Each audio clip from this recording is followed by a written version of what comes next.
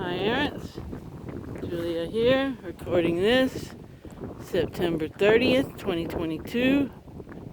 I don't know how this is going to do with the wind, but I was just thinking about why some people avoid doing shadow work or emotional healing work, and that is because they don't want to change. So yeah, if you're like enjoying a life of manipulation, manipulating others and taking advantage and not being honest and having integrity, you probably have some feelings of guilt and shame, and you can't really get rid of those because your behavior hasn't changed. So, as far as the process of language lessons of the heart goes, and again, if this is the first you've heard about emotional healing, you can start with the emotional healing playlist on this channel to guide you to a modality that really works. Language lessons of the heart. But you can't just release these emotions of guilt and shame and the judgments that you have that go along with that if those judgments are true. So say you're a master manipulator and that's your judgment. Well, you have to quit being a master manipulator in order to release that judgment, because you can't really, I guess you can fool your subconscious and unconscious into believing it. And I guess that's what a lot of people do. They don't see themselves in that light as being master manipulators.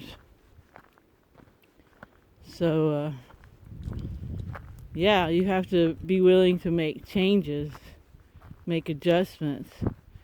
Some people probably don't really need to make any changes in how they treat other people. They only need to make changes in how they treat themselves. But a lot of us, it's not just how we treat ourselves, it's how we treat other people. And if we don't have integrity in our lives in dealing with other people, and we don't strive to be honest and non-manipulative, etc., then we're going to get the pushback on that in our psyche, in our heart, in our will, in our mind, in our body. Because if we say one thing and act another, that causes dis-ease, right? You're not at ease because you're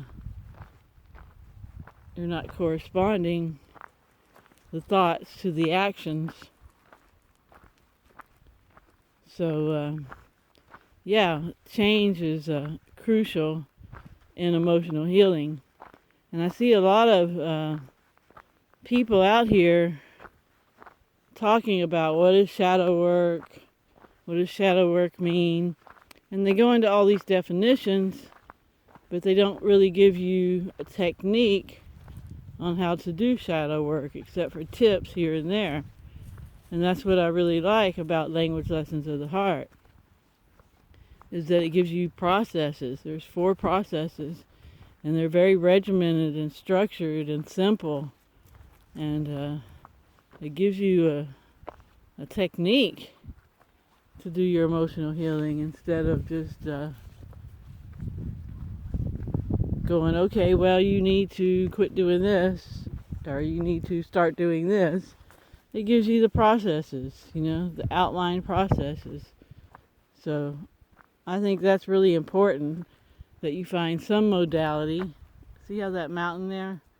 It always has, if there are just a few clouds, they're always hovering over it, and it always has a veil over it, a vapor canopy. And the fauna there, the flora there is really big. I don't know about the fauna. I don't see much wildlife around here,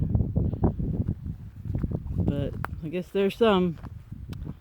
But yeah, by finding an emotional healing modality that's structured like Language Lessons of the Heart gives you a process. It makes it more doable. And I think that's why there's so many people in the truther community that still don't have this worked out. They're still not healed emotionally. So yeah, find you a process. If Language Lessons of the Heart doesn't work for you, find another structured process, because these tips here and there that people keep giving that I see aren't really that helpful, depending on where you are too. But I think most of us, it really helps to have that structured process. And again, you might have to make changes. You might have to make changes to overcome these judgments. Some of these judgments you want to release and replace might be true. And so if you don't want them to be true, then you might have to have some behavioral changes to go along with them. And sometimes the behavioral changes come after the judgment, release, and replacement, but they kind of need to be simultaneous, because change is definitely necessary for most of us to do our emotional healing. And usually the change will just fall in line. We'll start treating ourselves better. So if we're doing abusive things to harm ourselves, we usually slow up or quit doing those. And if we're doing harmful things to other people, we work that out as well and make some adjustments. So yeah, besides doing the process, you have to do honest self-examination and seeing where you need to make behavioral adjustments to go along with the emotional adjustments that you're having with your emotional healing. All right, so I just wanted to mention that. Hope everybody's having a good morning, afternoon, or evening, wherever they are. And always remember to focus on what you want. And always help others if you can. And I'll talk to you next time. Ciao, ciao.